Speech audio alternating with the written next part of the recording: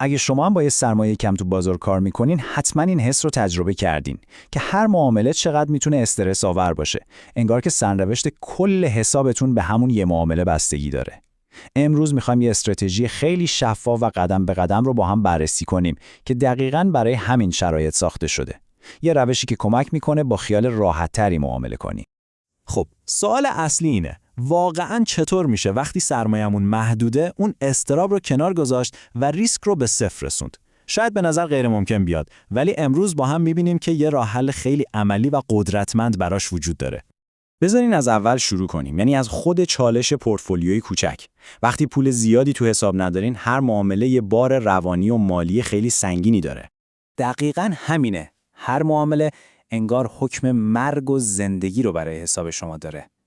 همین فشار هم باعث میشه تصمیم‌های احساسی و عجولانه بگیریم.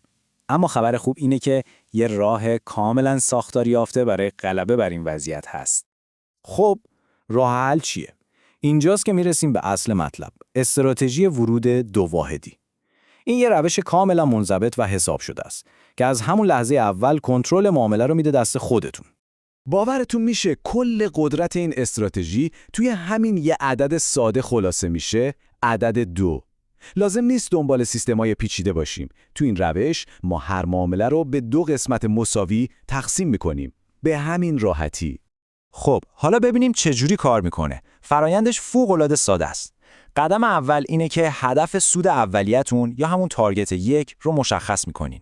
بعد تو قدم دوم به جای اینکه با کل حجم وارد بشین، موقعیتتون رو به 2 واحد مساوی تقسیم میکنین و با هر دوتاش همزمان وارد معامله میشین. و حالا میرسیم به قسمت هیجان انگیز ماجرا، یعنی رسیدن به نقطه امن. این دقیقاً همون جاییه که جادوی این استراتژی اتفاق میفته و ما ریسک رو به طور کامل از معادله حذف میکنیم.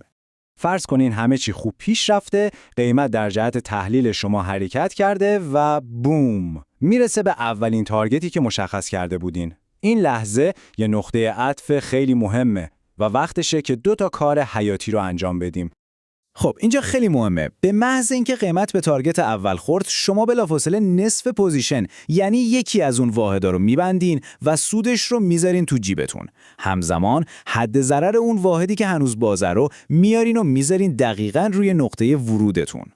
ببینین چه اتفاقی فوق‌العاده‌ای افتاد. شما از یه موقعیت با ریسک کامل به یه موقعیت با ریسک صفر مطلق رسیدین. یعنی چی؟ یعنی حتی اگه قیمت برگرده و به حد ضررتون بخوره، شما دقیقاً همون جایی که وارد شدین خارج میشین و هیچی از دست نمیدین، چون سود نصف معامله رو قبلا برداشت کردین. این یعنی اون واحدی که بازمونده در واقع تبدیل شده به یه معامله رایگان یا بدون ریسک. این کار نه فقط از نظر مالی و هوشمندانه است، بلکه یه آرامش روانی فوق‌العاده‌ای بهتون میده که دیگه با استرس به چارت نگاه نکنین. خب، حالا که دیگه خیالمون از بابت ریسک کاملا راحته، وقتشه که با آرامش سوار روند بازار بشیم و سعی کنیم بیشترین سود ممکن رو ازش بگیریم.